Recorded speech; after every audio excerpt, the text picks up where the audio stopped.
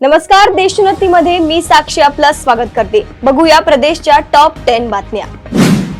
सध्या महाराष्ट्रात मराठी विरुद्ध हिंदी भाषेवरून राजकारण तापलेले असताना शिंदे गटाने हिंदी भाषिकांचे मत मिळवण्यासाठी आणि पक्ष मजबूत करण्यासाठी हा मास्टर स्ट्रोक खेळला आहे। कल्याण पश्चिमचे आमदार विश्वनाथ भोईर यांच्या उपस्थितीत शहाळ या ठिकाणी शेकडो उत्तर भारतीय पदाधिकाऱ्यांचा भव्य पक्ष प्रवेश सोहळा पार पडला। या पक्ष प्रवेशाने काँग्रेसला मोठा धक्का बसला आहे। तसेच यामुळे कल्याणच्या राजकारणात नवे समीकरण तयार होण्याची चिन्हे आहेत।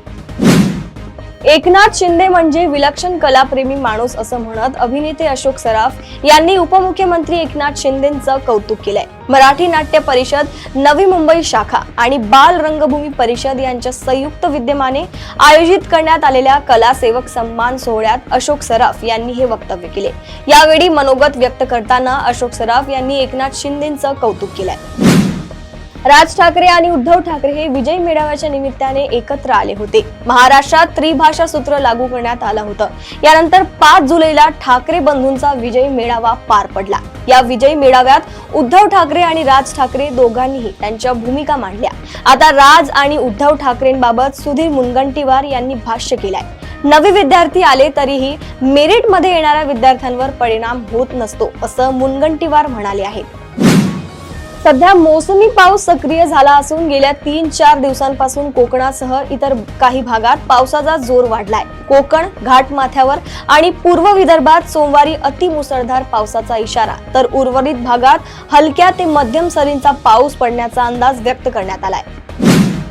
पुणे जिल्ह्यातील दौंड तालुक्यातील स्वामी चिंचोली गावात एक धक्कादायक घटना घडली होती। वारीतील वारकऱ्यांना लुटून 17 वर्षीय तरुणीवर अत्याचार करण्यात आला होता। या घटनेतील 2 संशयित आरोपींना पुणे ग्रामीण पोलिसांनी अटक केली आहे। समीर उर्फ लकी पठाण आणि विकास सातपुते अशी त्यांची नावे आहेत। पोलिसांनी त्यांना रांजणगाव येथील एका हॉटेलमधून ताब्यात घेतले। ही घटना 30 जून रोजी पहाटे 4 वाजता घडली होती। आरोपींना अटक करतानाचे सीसीटीव्ही फुटेज समोर आले आहे।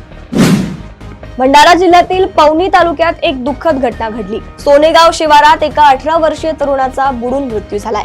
तीर्थराज बारसागडे असं या तरुणाचं नाव आहे। रील व्हिडिओ बनवण्याच्या नादात झाडावरून बोडी म्हणजेच छोट्या तलावात उडी मारताना तो बुडाला। धक्कादायक बाब म्हणजे हा प्रकार रीलचा भाग आहे असं समजून त्याचा मित्र व्हिडिओ शूट करत राहिला। दुर्दैवाने तरुणाच्या मृत्यूची घटना कॅमेऱ्यामध्ये कैद झाली आहे। पुण्यात कोंढवा येथील खोट्या बलात्कार प्रकरणाची तक्रार चर्चेत असताना शहरात एका 73 वर्षीय आजोबांना म्हातार चढ लागल्याचे दिसत आहे। वृद्धाने 27 वर्षीय तरुणीचा विनयभंग केल्याचा प्रकार उघडकीस आलाय। एका खासगी क्लिनिक मध्ये रिसेप्शनिस्ट असणाऱ्या 27 वर्षीय तरुणीचा 73 वर्षीय म्हाताऱ्याने विनयभंग केलाय। या प्रकरणी विश्रामबाग पोलिसांनी आरोपीला अटक केली आहे। आषाढी एकादशी निमित्त राज्यभरातील लाखो भाविक विठुरायाच्या दर्शनासाठी पंढरपूरला जातात। सावळ्या हरीचे दर्शन घेऊन वर्षभरासाठी आपल्या कामासाठी ऊर्जा घेऊन परत येतात। मात्र पुण्यात विठ्ठलाचे दर्शन घेऊन परतणाऱ्या श्रीगोंदा तालुक्यातील वारकरी दाम्पत्याच्या एका भीषण रस्ते अपघातात दुर्दैवी मृत्यू झालाय। त्यामुळे परिसरात मोठी हळहळ व्यक्त केली जात आहे।